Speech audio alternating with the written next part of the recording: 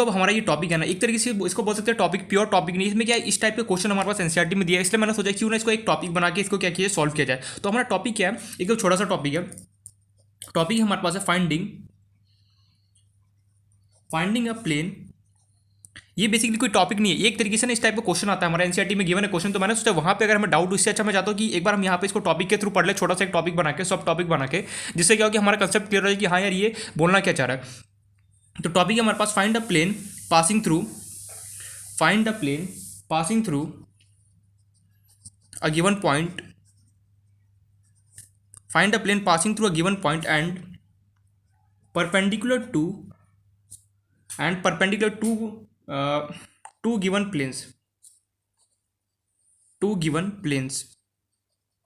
क्या ये टॉपिक क्या है, एकदम छोटा सा टॉपिक, एकदम सिंपल सा टॉपिक, इसका कोई थ्योरी वगैरह नहीं है, सिंपल ये टॉपिक क्या बोला है, finding a plane passing through a given point and perpendicular to to given plane. इसका मतलब क्या है, मेरे पास कोई प्लेन है जो क्या होगा परपेंडिकुलर और किसके, दो गिवन प्लेन की। क्या बोला, इसको पहले छोटे छोटे ब्रेक करके पढ़ेंगे। सबसे पहले टॉपिक को बोला है फाइंडिंग, हमें क्या करना है, अरे यार मुझे ध्यान से टॉपिक समझना। हमें बोला जा रहा है कोई प्लेन है जो कि क्या कर रहा है, पास हो रहा है किसी गिवन पॉइंट से, और क्या होगा परपेंडिकुलर हो किसके, दो गिवन प्लेन के, टू गिवन प्लेन लिखा हुआ। तो यार रियलिटी में बोलना क्या चाह रहा है, मेरे पास कोई लेटर से,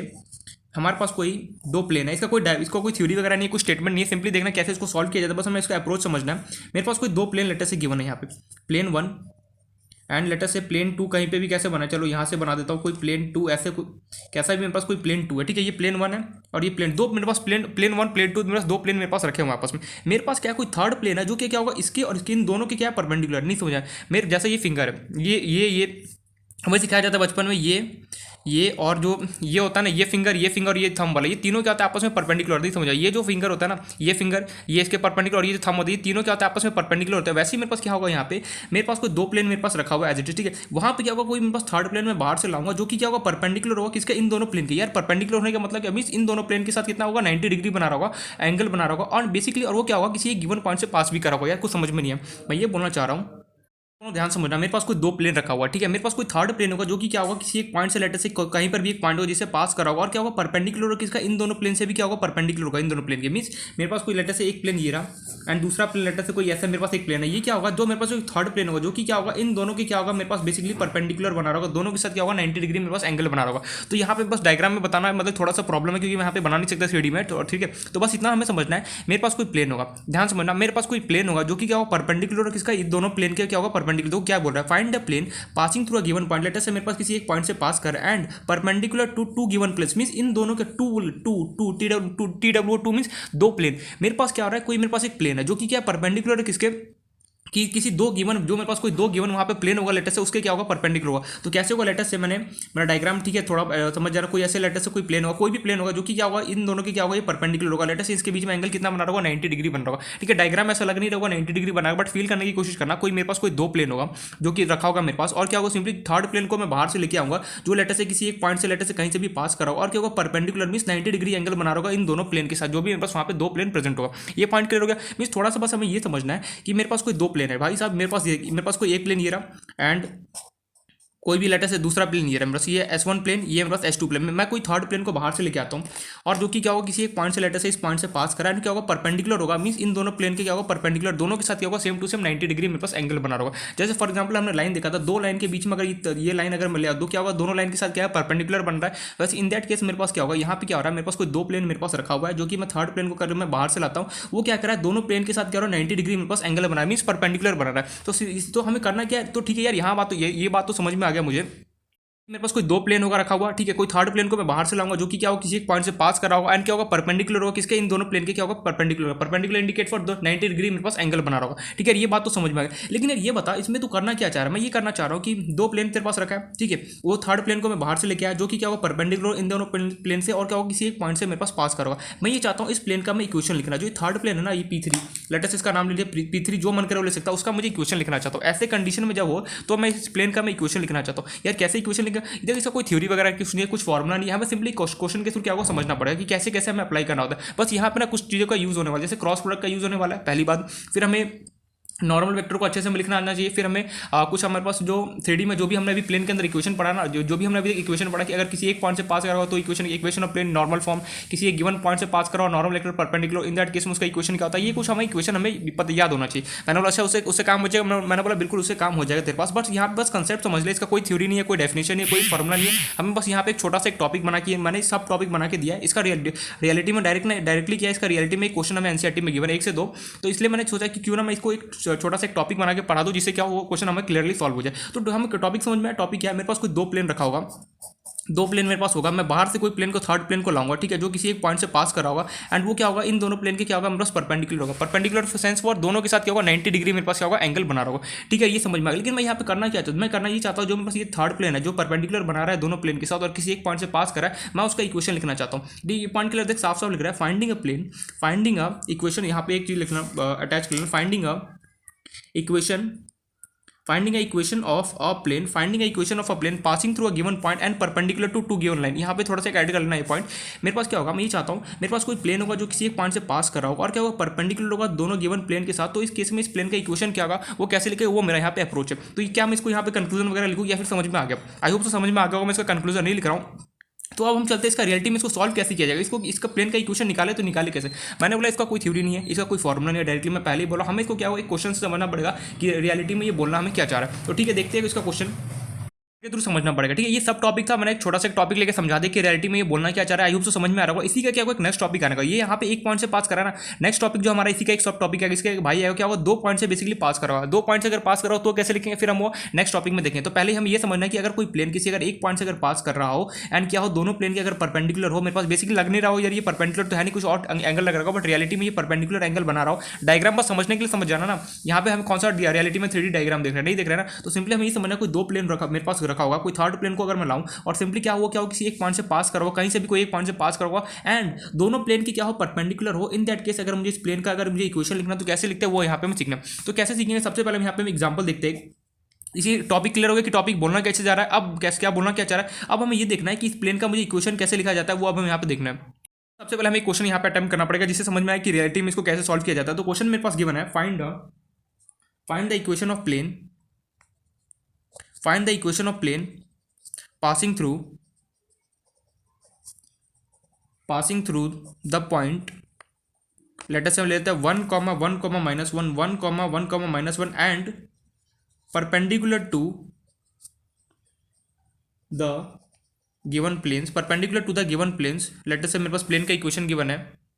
plus 2y plus 3z minus 7 equal to 0 and 2x minus 3y plus 4z equal to 0। ये मेरे पास क्वेश्चन है। क्वेश्चन हमें ये बोल रहा है find the equation of plane passing through the point, मेरे पास अब कोई किसी एक पॉइंट से पास and perpendicular to the given plane, means मेरे पास ये बोला है कोई मेरे पास कोई प्लेन है जो किसी एक पॉइंट से पास कर रहा है, लेटर से जो मेरे पास पॉइंट है ये है 1, 1, -1 इस पॉइंट से पास कर रहा होगा and perpendicular to the given plane, means इन दोनों प्लेन की क्या होगा परपेंडिकुलर होगा। यार ये कौन सी कैटेगरी का टाइप का हो गया यार, ये तो अभी जस्ट पढ़ा कि अगर मेरे पास कोई 2 प्लेन, यहाँ पे देखो 2 प्लेन का इक्वेशन, 2 प्लेन प्रेजेंट हो एंड सिंपली वहाँ पे क्या हो कि थर्ड प्लेन को अगर मिलाओ किसी एक पॉइंट से लेटर से पास कर, लेटर से 1, 1, -1 मुझे गिवन है और बोला कि perpendicular to the given, means ये जो थर्ड प्लेन होगा क्या होगा परपेंडिकुलर होगा किसका, इन दोनों प्लेन के क्या होगा परपेंडिकुलर होगा। इस केस में मुझे क्या करना है, इस प्लेन का मुझे इक्वेशन लिखना है। तो कैसे इक्वेशन लिखना है वो यहाँ पे हमें देखना है। क्वेश्चन क्लियर हुआ, क्वेश्चन मुझे बोल रहा है कि मेरे पास कोई 2 प्लेन है, लेटर से एक x plus 2y plus 3z minus 7 equal 0 and 2x minus 3y plus 4z equal 0। मुझे मेरे पास कोई लेटर से p1 प्लेन ये रहा एंड p2 प्लेन ये रहा है, मेरे को इन दोनों का इक्वेशन मुझे गिवन है एंड बोल रहा है find the equation of plane passing through the point 1, 1, -1 और मेरे पास कोई प्लेन है जो क्या रहा किसी एक पॉइंट से पास कर, लेटर से इस पॉइंट का नाम ले लिया मैंने d, मुझे इस पॉइंट से पास कर रहा है एंड बोला जा रहा है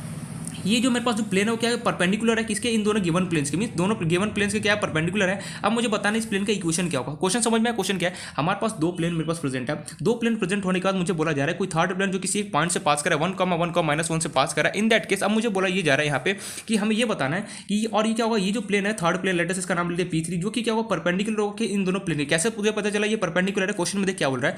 find the equation of plane passing through the point 1, 1, -1 ये clear and perpendicular to the given planes, means मेरे पास परपेंडिकुलर किसी गिवन प्लेन, कौन कौन से प्लेन गिवन है, एक तो ये वाला प्लेन और एक क्या रहा दूसरा प्लेन, मींस 2 प्लेन मेरे पास गिवन है जिसके क्या हो ये प्लेन थर्ड वाला प्लेन है वो क्या होगा परपेंडिकुलर है एंड इस पॉइंट से मेरे पास क्या कर रहा है पास कर रहा है। अब मुझे इस प्लेन का इक्वेशन लिखना है। यार इक्वेशन लिखे तो लिखे कैसे, मैंने बोला सिंपल सा देख हमें करना क्या है, कुछ नहीं करना है, ना हमें बेसिक यहाँ पे ये देखना पड़ेगा कि हमें पता है एक बात, अगर मुझे क्या करना है, बेसिकली इस प्लेन का मुझे इक्वेशन लिखना है। इस प्लेन का इक्वेशन लिखने के लिए मेरे पास क्या क्या होना चाहिए, मुझे सिंपल से पता है, मेरे पास एक पॉइंट तो मेरे पास गिवन है, एंड अगर मैं कहीं से भी इस प्लेन का अगर मैं नॉर्मल वेक्टर लेके आ जाऊँ तो मेरा काम बन जाएगा। कैसे काम बन जाएगा, देख याद कर, अभी अभी जस्ट कुछ टाइम पहले एक केस हम पढ़े, अगर कोई प्लेन मेरे पास प्रेजेंट हो और वो किसी अगर पॉइंट से पास कर, उसका नॉर्मल वेक्टर परपेंडिकुलर हो इस प्लेन के, इन दैट केस क्या होता है, इस प्लेन का इक्वेशन क्या होता है, r vector minus a vector dot n vector equal to 0। यार ये क्या बोल दिया मैंने, ये बोला कि अगर तेरे पास कोई प्लेन तेरे पास प्रेजेंट हो और किसी एक पॉइंट से लेटर से पास करो एंड इसका नॉर्मल वेक्टर अगर इस प्लेन के परपेंडिकुलर हो, इन दैट केस अगर इस प्लेन का इक्वेशन लिखना तो किसके इक्वल होता था, r vector minus a vector dot n vector equal to 0, या फिर तो इसको ऐसे भी लिखता था, r vector dot n vector equal to a vector dot n vector, हम ऐसे भी लिखते थे। मैंने बोला बिल्कुल सही है, ये भूल गया, मैंने बोला यार मैं भूला नहीं, अभी याद है, आई होप सो याद हो गया पार्ट। मैं ये बोलना यहाँ पे चाह रहा हूँ, क्या हो गया इसको चाह रहा हूँ, अगर मेरे पास ये थर्ड प्लेन, अगर मैं इसका मेरे पास एक पॉइंट से लेटर से ही तो पास करा 1, 1 का माइनस, अगर मैं इसका नॉर्मल वेक्टर कैसे भी निकालूँ, P3 का अगर मैं नॉर्मल वेक्टर कैसे भी निकाल दूँ तो मेरा काम बन जाएगा। कैसे काम बन जाएगा, अगर मुझे इस प्लेन का इक्वेशन लिखना है तो सिंपली किसी एक पॉइंट से पास करा है वो मुझे गिवन, अगर इसका नॉर्मल वेक्टर अगर मेरे पास आ जाए तो सिंपली क्या होगा, मुझे पता है अगर कोई प्लेन किसी एक फिक्स पॉइंट से किसी एक पॉइंट से पास कर रहा था और उसका नॉर्मल वेक्टर क्या होगा, इस प्लेन के परपेंडिकुलर होगा, इन दैट केस मुझे पता है कि इस प्लेन का अगर मैं इक्वेशन लिखना चाहूँ, कोई भी प्लेन हो, अगर मुझे उसका इक्वेशन लिखना किसके इक्वल होता है, r vector minus a vector dot n vector equal to 0। नहीं समझ में, मैं ये बोलना चाह रहा हूँ यहाँ पे कि अगर मेरे पास कोई अगर मेरे पास कोई प्लेन प्रेजेंट है,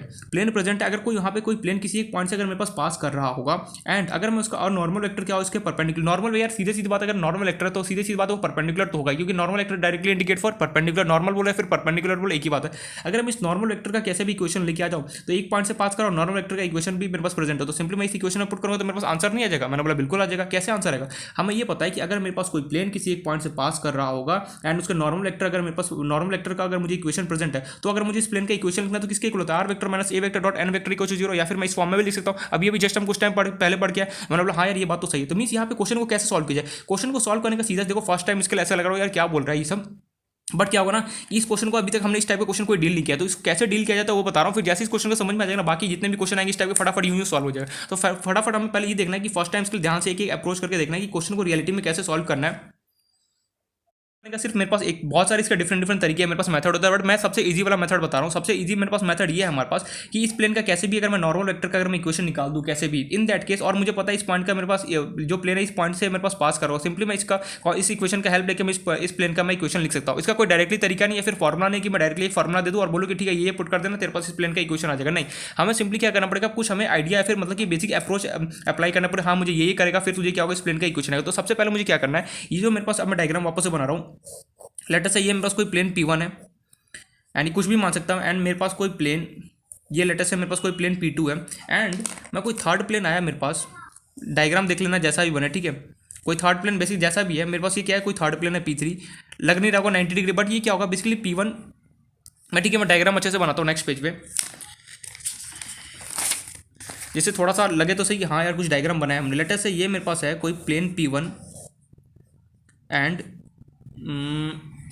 कोई ये लेटर से कोई प्लेन है क्या P2, कैसा भी प्लेन हो सकता है, एंड मेरे पास क्या है कोई थर्ड प्लेन है जो कि क्या होगा इन दोनों प्लेन के परपेंडिकुलर है एंड किसी एक पॉइंट से पास कर रहा होगा। लेटर से मेरे पास कोई थर्ड प्लेन ऐसा कुछ है, कैसा भी शेप का होगा मुझे क्या ले देना। ये मेरे पास कोई प्लेन क्या P3 है और ये किसी एक पॉइंट से लेटर से पास कर रहा होगा, जिस पॉइंट का लेटर से मैंने नाम ले लिया D, जिसका मुझे एक पॉइंट गिवन है 1,1,-1, यही है ना 1,1,-1, बिल्कुल सही। मेरे पास क्या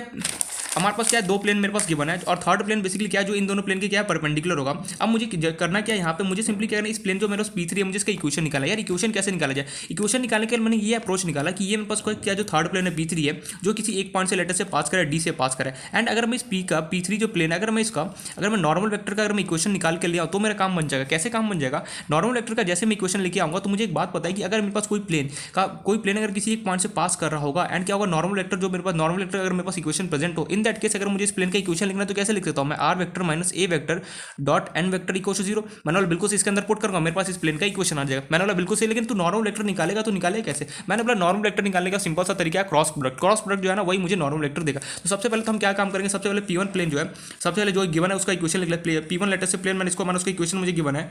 2x माइनस इक्वेशन ऑफ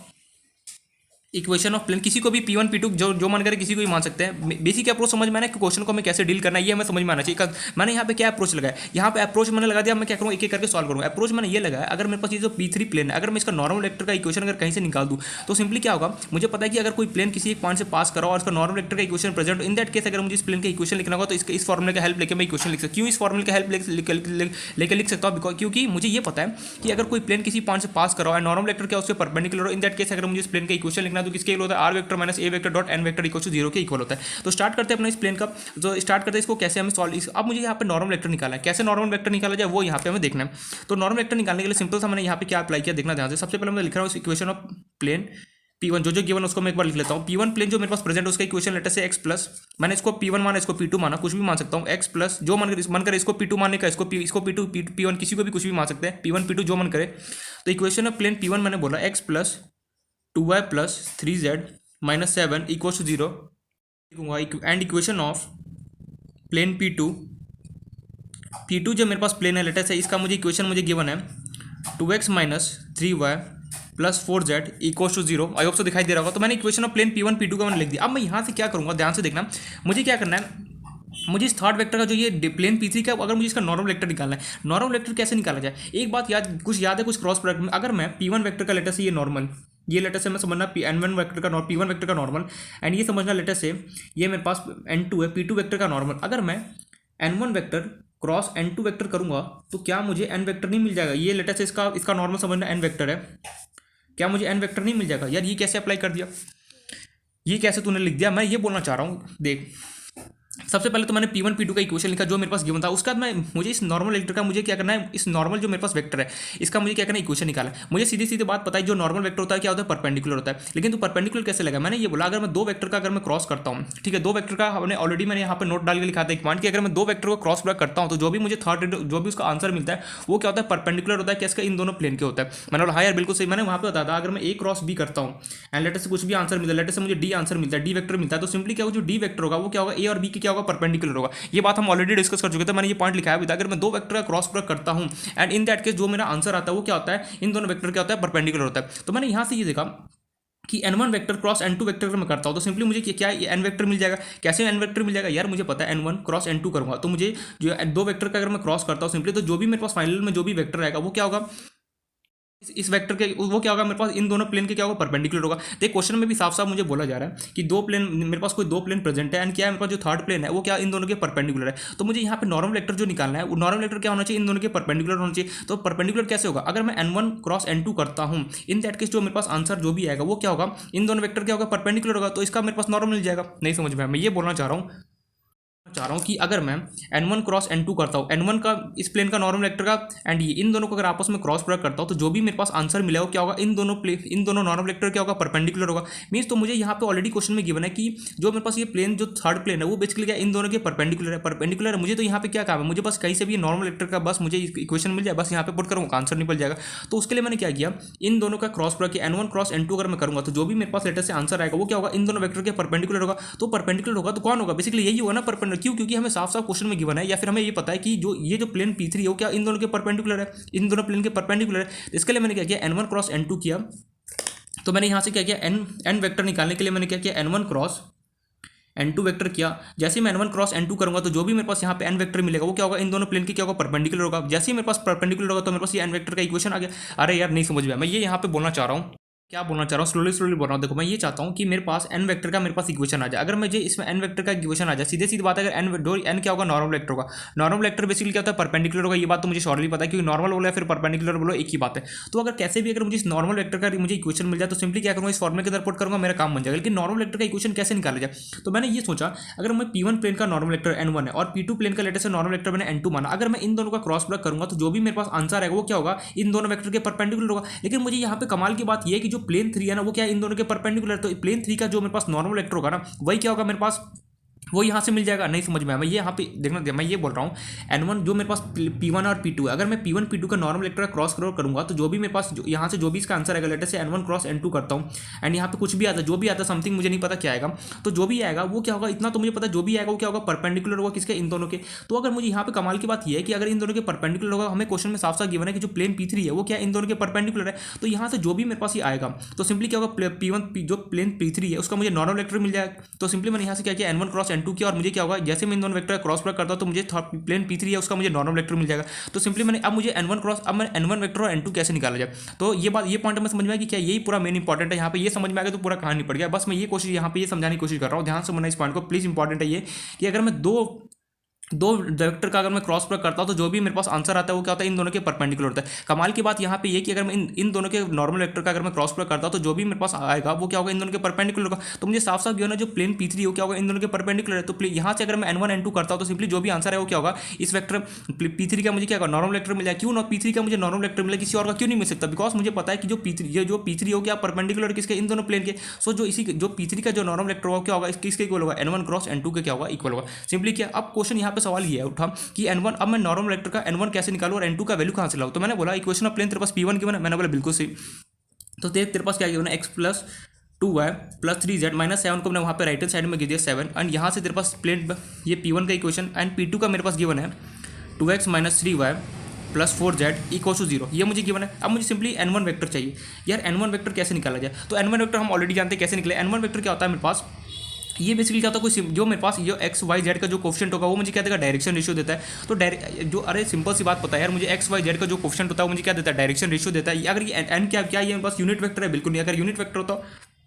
तब तो मुझे डायरेक्शन कोसाइन देता है, लेकिन यहाँ पे क्या सिंपल सा मेरे पास कोई नॉर्मल वेक्टर है तो मुझे एन वेक्टर है, तो एन वेक्टर मेरे पास अगर मुझे इसका लिखना है तो कैसे मिलेगा, एक्स वाई जेड का जो कोफिशिएंट होगा वो मुझे क्या देगा, डायरेक्शन रेशियो देगा। तो एक्स लेटर से एक्स का कोफिशिएंट कितना है 1, वाई का कोफिशिएंट कितना है 2, जे का कोफिशिएंट, जेड का कोफिशिएंट कितना 3, तो 1 2 3 मेरे पास क्या है, डायरेक्शन रेशियो हो गया। तो डायरेक्शन रेशियो को अगर मैं कन्वर्ट कर दूँ उसको वेक्टर फॉर्म में कितना हो गया, आई cap plus 2 j cap plus कितना हो गया 3 के कैप, यही मेरे पास क्या होगा N1 वेक्टर हो गया।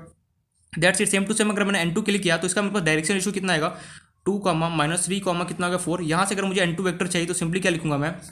2i cap minus 3j cap plus 4k cap. That's it. ये सारी चीज़ें हम ऑलरेडी डिस्कस हो चुकी कि कैसे मैंने इसको कन्वर्ट कर दिया। आई होप से ये पता चल गया होगा। मैंने कुछ नहीं किया, मैंने इसको इक्वेशन देखा, मुझे पता है एक्स वाई और जेड का जो कोफिशिएंट होता है वो मुझे क्या देगा, डायरेक्शन रेशियो देगा, या फिर आई जे के कैप बोलो, उसका वही बात है। एक्स वाई जेड बोलो, हमें वेक्टर में पता है एक्स को मैं बोलता हूँ आई कैप, वाई को जे कैप और जेड को के कैप लिखते हैं। तो वही मुझे यहाँ पे पता है कि एक्स वाई जेड का जो कोफिशिएंट होगा मुझे डायरेक्शन रेशियो देगा, तो मैंने लिख दिया। अब मुझे सिंपली जैसे मैं इसको वेक्टर फॉर्म में कन्वर्ट करूँगा मुझे क्या देगा, नॉर्मल वेक्टर दे देगा। सिंपली इसका मैंने P2 के लिए भी सेम टू सेम ऐसे किया। अब मैं क्या करूँगा, जाऊँगा फॉर्म के अंदर पुट कर दूंगा एन वेक्टर को क्या होगा, N1 का वैल्यू पुट कर दिया I cap plus 2j cap plus 3k cap cross N2 का मैंने लिख दिया वहाँ पे 2i cap minus 3j cap plus 4k cap. अगर मुझे किसी भी दो वेक्टर का क्रॉस प्रोडक्ट करना होता है तो कैसे करते हैं, सिंपली डिटरमिनेंट लगाता हूँ आई cap j cap k cap, फिर क्या करता हूँ जो मेरे पास फर्स्ट है उसका आई cap j cap k cap का क्वेश्चन, आई कैप क्वेश्चन का 1 2 3, इसका कितना है 2 माइनस 3 4। इसको सॉल्व करते हैं। कैसे सॉल्व करूंगा, सिंपली किसी को भी एक सेलेक्ट करूंगा। अरे दो वेक्टर क्रॉस प्रोडक्ट तो आता होगा ना, कैसे करते हैं, ए क्रॉस अगर मुझे बी करना रहता है तो सिंपली क्या करता हूँ मैं i cap j cap k cap, फिर पहले वाले का i cap j cap k cap का क्वेश्चन, फिर दूसरे वाले का i cap j cap k cap का क्वेश्चन लिखता हूँ। तो सिंपली मैंने n equals to a cross N1 cross N2 किया तो ये मेरे पास आ गया। अब मैं इसको सॉल्व करता हूँ। लेटर से मैंने R1 को सेलेक्ट कर लिया, यहाँ से R1 को सेलेक्ट किया तो मेरे पास कितना हो गया आई कैप, ये मेरे पास हो गया 2 इंटू 4 माइनस कितना हो गया minus 3 into 3 bracket close minus J cap, इसका कॉलम इसका रो डिलीट हुआ, बचा कितना 1 इंटू 4 माइनस कितना हो गया 3 इंटू 2 प्लस कितना हो गया के कैप, इसका कॉलम इसका रो डिलीट हुआ, बचा कितना 1 इंटू माइनस 3 माइनस कितना हो गया 2 इंटू 2। फाइनली जब मैं इसको सॉल्व करूंगा तो ये हो गया मेरे पास आई कैप 4 2 जा 8 3 3 जा 9 प्लस 9 हो गया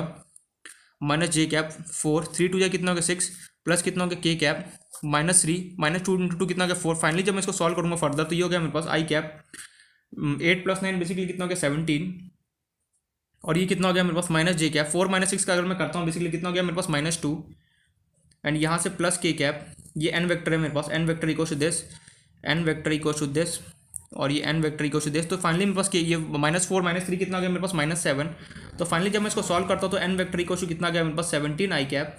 minus minus plus 2 j cap, ये कितना हो गया माइनस 7 के कैप। तो फाइनली मेरे पास एन वेक्टर निकल गया। अब मुझे पता है यहाँ से मेरा काम हो गया। अब मैंने क्या किया, एन वेक्टर निकाल दिया और मेरे पास कोई प्लेन क्या हो रहा है किसी एक पॉइंट से पास करो, और मुझे पता है अगर कोई प्लेन किसी एक पॉइंट से पास करो और उसका नॉर्मल वेक्टर का इक्वेशन अगर मुझे प्रेजेंट हो, इन दैट केस अगर मुझे इस प्लेन का इक्वेशन लिखना है तो कैसे लिखता हूँ, r vector minus a vector dot n vector equal to 0 लिखता हूँ। सिंपली मैं ये फॉर्मुला यूज करूंगा, मैं यहाँ पे लिख भी देता हूँ statement, if plane is passing through, if plane is passing through the point, the given point, if plane is passing through the given point and normal vector is perpendicular, normal vector directly perpendicular to one, क्या लिखो, normal vector equation is present, then equation of plane is given by, then equation of plane is given by r vector minus a vector, ये हम already देख चुके हैं ये formula, ठीक है। Dot n vector equal to 0, ये जो हमने अपना कौन सा अपना कंक्लूजन, अपना स्टेटमेंट नंबर थ्योरम 2 पढ़ा था ना, जब हमने कि अगर मेरे पास कोई प्लेन किसी पॉइंट से पास करो और उसका नॉर्मल वेक्टर का अगर मेरे पास इक्वेशन प्रेजेंट हो, इन दैट केस अगर मुझे इस प्लेन का इक्वेशन लिखना तो कैसे लिखते हैं, r vector minus a vector dot n vector equal to 0, या फिर मैं इसी को ऐसे भी लिख सकता हूँ, जब मैं मल्टीप्लाई करूँगा तो ये होगा r vector dot n vector equal to n vector, या फिर a vector dot n vector भी मैं इसको लिख सकता हूँ। अब मैं सिंपली एक एक करके यहाँ पे पुट कर दूंगा, तो सिंपली मुझे पता है आर वेक्टर का वैल्यू तो नहीं पता, एन वेक्टर का मेरे पास क्या आया, एन वेक्टर मेरे पास कितना है, i cap, sorry 17 i cap plus 2 j cap minus 7 k cap equals to, a vector मेरे पास क्या होता था, भी पॉइंट से पास कर, तो पॉइंट कौन कौन से पॉइंट से पास कर रहा है मेरे पास, 1, 1, माइनस 1 से पास कर रहा है, सो ए वेक्टर इक्वल्स टू कितना होगा मेरे पास, आई कैप प्लस जे कैप माइनस कितना होगा के कैप, बिकॉज यहाँ पे लिख देता हूँ रीजन क्यों हुआ, because plane is passing through,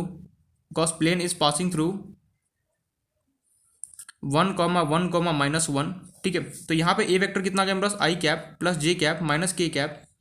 dot n vector अगर मैं लिखना चाहूँ, यहाँ पे लिख रहा हूँ मैं स्पेस का, मैं 17 i cap plus 2 j cap minus 7 k cap. अब इसको फर्दर सॉल्व करते दिए होगा r vector dot 17 i cap plus 2 कितना था ये 2 j cap minus 7 k cap equals to, अब इसको डॉट प्रोडक्ट लेना है, आई कैप अपने भाई के साथ मल्टीप्लाई होगा, बाकी सबके साथ 0 होगा, तो आई कैप इंटू आई कैप कितना हो गया 1, तो 1 इंटू 17 हो गया, देन जे कैप यहाँ जे कैप, यहाँ पे जे कैप डॉट जे कैप कितना हो गया 1 हो गया, तो यहाँ 2 इंटू 1 कितना हो गया 2, के कैप की बारी, के कैप डॉट के कैप कितना होता है मेरे पास यहाँ पे माइनस 1 हो गया, माइनस 1 इंटू 7 कितना हो गया, माइनस 1 इंटू माइनस 7 कितना हो गया 7, तो ये फाइनली मेरे पास हो गया r vector dot 17 i cap plus 2 j cap minus 7 k cap, 17 plus 2 कितना हो गया 19, 19 प्लस 6 अगर मैं करता हूँ तो कितना 25, 25 प्लस 1 कितना हो गया 26, तो फाइनली मेरे पास ये मेरे पास इक्वेशन है किसका, प्लेन 3 का। सो द इक्वेशन ऑफ, यहाँ पे लिख लेना इसके आगे, प्लेन P3 इज दिस, मेरे पास ये हमारे पास इक्वेशन है, कुछ किया मैंने, एकदम सिंपल सा टॉपिक है, बस यहाँ पे हमें एक अप्रोच यहाँ पे ये सीखने को यहाँ पे मिला, ये ऑलरेडी हम डिस्कस कर चुके हैं कि अगर मैं दो वेक्टर का यहाँ पे क्या इंपॉर्टेंट है, अगर मैं दो वेक्टर का क्रॉस प्रोडक्ट अगर मुझे करता हूँ कभी भी, तो सिंपली जो मेरे पास जो भी आंसर आता है वो क्या होता है, इन दोनों वेक्टर क्या होता है, परपेंडिकुलर होता है। तो मैंने इसी के कंसेप्ट को यहाँ पे अप्लाई किया, मैंने क्या किया, मैंने P1 का नॉर्मल वेक्टर निकाला, P2 का मैंने नॉर्मल वेक्टर निकाला। क्यों मैंने यहाँ पे ऐसा किया, मैं ये चाहता था कि मेरे पास अगर हमें यहाँ पे क्या गिवन है कि कोई प्लेन अगर किसी एक पॉइंट से पास कर रहा होता है, अगर मैं कैसे भी इस प्लेन का अगर मैं नॉर्मल वेक्टर निकाल दूँ, तो सिंपली मुझे पता है कि अगर कोई प्लेन किसी एक पॉइंट से पास कर रहा होता है एंड उसका नॉर्मल वेक्टर का इक्वेशन अगर मुझे प्रेजेंट हो, इन दैट केस अगर मुझे इस प्लेन का इक्वेशन लिखना तो किसके इक्वल होता है, r vector minus a vector dot n vector equal to 0 होता है। लेकिन यार यहाँ पे ए वेक्टर तो मुझे पता है कि फिक्स जिस जो भी पॉइंट से पास करो वो मुझे गिवन, लेकिन यहाँ पे एन वेक्टर तो मेरे पास प्रेजेंट नहीं था, तो एन वेक्टर को कैसे निकाला जाए, तो एन वेक्टर को निकालने के लिए मैंने सिंपली क्या किया, मैंने बोला क्यों ना मैं P1 और P2 के नॉर्मल वेक्टर का क्रॉस करूँ, अगर मैं इन दोनों का क्रॉस प्रोडक्ट करूंगा तो जो भी मुझे यहाँ पे आंसर मिलेगा वो सिंपली क्या होगा, इन दोनों वेक्टर के परपेंडिकुलर होगा। और ये बाई चांस हमें क्वेश्चन में गिवन है कि जो प्लेन P3 है वो क्या इन दोनों वेक्टर के परपेंडिकुलर है, तो मीन जो P3 का नॉर्मल वेक्टर होगा वही क्या होगा, N1 क्रॉस N2 का वैल्यू होगा, तो N1 क्रॉस N2 क्या, तो मुझे इस प्लेन P3 का मुझे नॉर्मल वेक्टर मिल गया, तो फिर मैंने यहाँ से एन वेक्टर निकाला, क्रॉस किया, और मैंने फिर N1 N2 कैसे निकाला, मुझे पता है P1 का मुझे इक्वेशन गिवन दिस, P2 का मुझे इक्वेशन तक गिवन था ये, मैंने क्या किया, मुझे पता है XYZ का जो क्वेश्चन होता है मुझे डायरेक्शन रेशियो देता है, तो मैंने क्या किया, इसको वेक्टर फॉर्म में कन्वर्ट किया, तो N1 वेक्टर आ गया, सिंपली इसको वेक्टर फॉर्म में कन्वर्ट किया, N2 वेक्टर आ गया, N vector N1 cross N2 किया, इसको डिटरमाइंड वगैरह सॉल्व किया, इक्वेशन आ गया, फिर मैं गया इसके अंदर मैंने पुट कर दिया, मेरे पास फाइनली आंसर आ गया, दैट्स इट। यहाँ से क्वेश्चन बनने का चांसेस है, दे भी सकता है नहीं भी दे सकता, इसलिए हमें ध्यान से इसको कंसेप्ट को पढ़ना है। यहाँ पे जो मैंने ये कंसेप्ट अप्लाई किया ना, ये कि N1 क्रॉस N2 कैसे किया जाता है, यही पूरा यहाँ का बेस था, बाकी तो कुछ भी नहीं था। ये अगर जैसे मैंने अप्लाई कर दिया, इसलिए मैंने बोला था कि हमें क्वेश्चन को सॉल्व करने से पहले हमें अप्रोच लगाना पड़ता है। ये समझ में आया क्यों किया मैंने, आई होप अगर समझ में नहीं है देन इन्फॉर्म करना, हम दोबारा इसको डील करेंगे कि क्या हमारे पास है। इस क्वेश्चन को सॉल्व करना और भी मेरे पास डिफरेंट तरीके हैं, लेकिन ये सबसे मेरे पास क्या एकदम सिंपल लगता है, सिंपल और एकदम आसान है होता है, बट मैं वो मेथड बताऊँ और कंफ्यूजन आ जाएगा। इससे अच्छा बेटर है कि यही हमारे पास मेथड को क्या करना है, समझना है। तो अगर कभी भी मेरे पास कोई प्लेन गिवन, दो प्लेन मेरे पास दो से ज़्यादा नहीं, अगर 3 प्लेन होगा तो ये वैलिड नहीं है, तो मेथड ये अप्लाई नहीं होगा। अगर कभी भी मेरे पास अगर 2 प्लेन गिवन हो और थर्ड प्लेन क्या हो इसके परपेंडिकुलर हो एंड क्या हो किसी एक पॉइंट से पास कराओ, इन दैट केस अगर मुझे इस प्लेन का अगर कभी भी इक्वेशन लिखना होता है वो कैसे में दिया जाता है, सिंपली मैं क्या करूँगा, इन दोनों के नॉर्मल वेक्टर क्रॉस करूँगा, इसका नॉर्मल वेक्टर मिल जाएगा, सिंपली फिर क्या करूँगा, r vector minus a vector dot n vector की जगह पुट करूँगा, मुझे इक्वेशन मिल जाएगा। तो कैसे इस क्वेश्चन को सॉल्व करते हैं, आई होप से समझ में आएगा। छोटा सा एक सब टॉपिक था वो हमने यहाँ पे क्लियर कर दिया। अब मैं इस पर 1-2 क्वेश्चन होमवर्क देता हूँ, फिर हम चलेंगे अपना नेक्स्ट जो इसी का जो एक और टॉपिक है ना, कि अगर 2 पॉइंट से अगर बेसिकली कोई प्लेन अगर पास कर रहा होगा, इन दैट केस क्या होता है। तो देखते हैं इस पे सबसे पहले दे रहा हूँ ताकि क्या हो, प्रैक्टिस थोड़ा सा ज़्यादा हो जाए। फाइंड द, ताकि हमें नॉर्मल वेक्टर का कभी भूलो ही कि ना, कि अगर मुझे कभी प्लेन P3 का अगर मुझे नॉर्मल वेक्टर निकालना तो कैसे करेंगे, सिंपली प्लेन P जो भी मेरे पास गिवन प्लेन होगा सिंपली उन दोनों के वेक्टर क्रॉस प्रोडक्ट करूंगा, तो मुझे क्या होगा, जो भी मेरे पास प्लेन है थर्ड प्लेन उसका मुझे नॉर्मल वेक्टर आ जाएगा। फिर क्या करूंगा, इस फॉर्मूले के अंदर पुट करूंगा, मेरे पास आंसर आ जाएगा। तो क्वेश्चन है मेरे पास, find the equation of plane, find the equation of plane passing through, find the equation of plane passing through the point -1 को। इंपॉर्टेंट टॉपिक है, ध्यान से हमें देखना है यहाँ पे। अब जो भी टॉपिक्स आने वाला है थोड़ा क्या कॉम्प्लेक्स टॉपिक, इसलिए मैं ध्यान से एक ही पॉइंट को मैं समझना है, क्योंकि अगर समझ के नहीं चले ना क्वेश्चन में क्या होगा, इधर उधर हो जाएगा। कभी मैं भूल गया कि यार प्लेन P3 का मुझे कैसे नॉर्मल वेक्टर निकाला जाएगा, नहीं याद आया ना, क्वेश्चन समझे पूरा नहीं पड़ जाएगा। इसलिए बोलो ध्यान से एक ही पॉइंट को हमें कंसिडर करके चलना है। लेटर से मुझे गिवन है -1, -1, 2 and perpendicular to the planes x + 2y - z = 1, and दूसरा लेटर से प्लेन मुझे गिवन है उसका इक्वेशन 3x नहीं 5x - 4y + z = 5। Second equation वही सेम टू सेम यही है, find the equation of plane passing through the latest point दे दिया मैंने 1, -3, -2 एंड सेम वही, and perpendicular to the plane. पूरा क्वेश्चन सेम टू सेम यहाँ पर रिपीट हो रहा है, बस यहाँ पे इक्वेशन चेंज हो रहा है। इक्वेशन है मेरे पास x + 2y + 2z = 5। I hope तो दिखाई दे रहा है ना, ये मेरे पास क्या था, x + 2y - z था, मिस्टेक हो गया यहाँ पे। इस इक्वेशन करेक्ट कर लेना है कट करके। ये मेरे पास गिवन है 3x + 2y - 3z = 1 given, and 5x - 4y + z = 5 given है, ठीक है। एंड ये इक्वेशन मेरे पास गिवन है दूसरे क्वेश्चन का, x + 2y + 2z = 5 and 3x + 3y + 2z = letter से मुझे गिवन है 8। यहाँ पे फाइंड द, वही सेम टू क्वेश्चन है, find the equation of plane, वही passing through the point, passing through, यहाँ पे लिख रहा हूँ passing through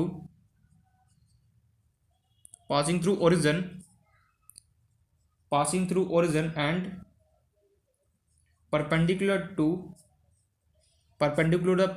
to the plane. Let us से प्लेन का इक्वेशन मुझे गिवन है x +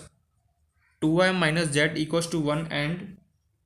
3x - 4y + z = 5। ये मेरे पास कोई तीन क्वेश्चन हमारे पास है, 3x - 4y + z = 5 एंड ये गिवन x + 2y - z = 1 और find the equation of plane passing through the origin and perpendicular to this. ये मेरे पास तीन क्वेश्चन है, सॉल्व करना इजीली क्या होगा, क्वेश्चन को सॉल्व हो जाएगा, समझ में भी आ जाएगा। मैंने इसलिए तीन क्वेश्चन यहाँ पे दिए जाकि किसी क्या, जिससे क्या होगी, थोड़ा सा प्रैक्टिस हमारे पास थोड़ा सा ज्यादा हो जाए। मैं और क्वेश्चन यहाँ पे दे सकता था, बट एनसीईआरटी में भी क्वेश्चन है, उसको भी सॉल्व करना है। क्वेश्चन से क्वेश्चन को सॉल्व करोगे आप इजीली क्वेश्चन को सॉल्व हो जाएगा और समझ में भी आ जाएगा कैसे क्वेश्चन को अप्लाई किया जाता है। अब जल्दी इसका जो नेक्स्ट सब टॉपिक है ना, वो क्या मेरे को बोलता है कि हमारे पास क्या होगा कि कोई मेरे पास दो प्लेन रखा होगा, सिंपली क्या वो थर्ड प्लेन जो है ना वो क्या होगा, इन दोनों प्लेन के परपेंडिकुलर होगा, नो डाउट। लेकिन यहाँ पे एक पॉइंट से पास करा है ना, वहाँ पे क्या होगा, मेरे पास 2 पॉइंट से क्या करेगा, पास करेगा। इन दैट केस कैसे इक्वेशन लिखा जाता है वो हम यहाँ पे देखना है। तो स्टार्ट करते हैं अपना टॉपिक।